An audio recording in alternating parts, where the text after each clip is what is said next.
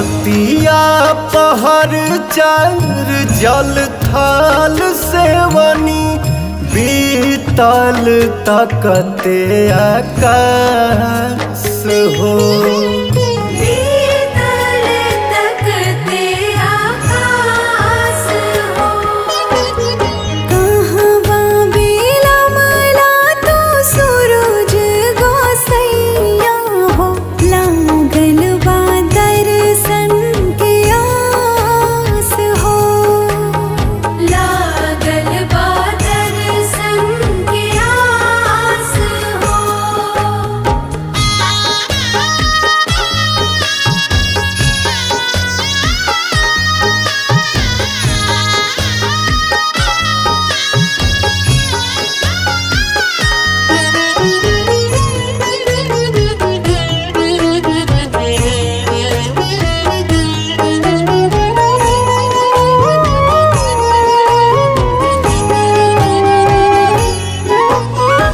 शीतल जल में शरीरिया हो सितियाइलबा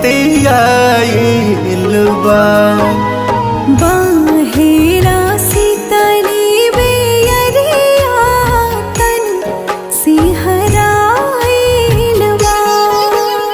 ललकी ललैया में कब लाल होइबा आ जैता हमनी के पास हो।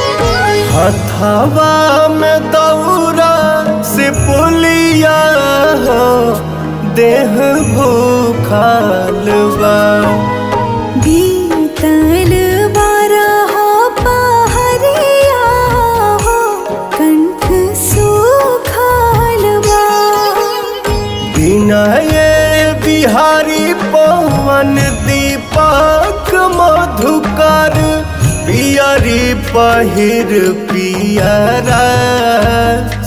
हो। पियरी पहिर पियरस हो। दीन दुखियन के तू दीनानाथ हौआ दुनियाई तोहार दास हो। दुनियाई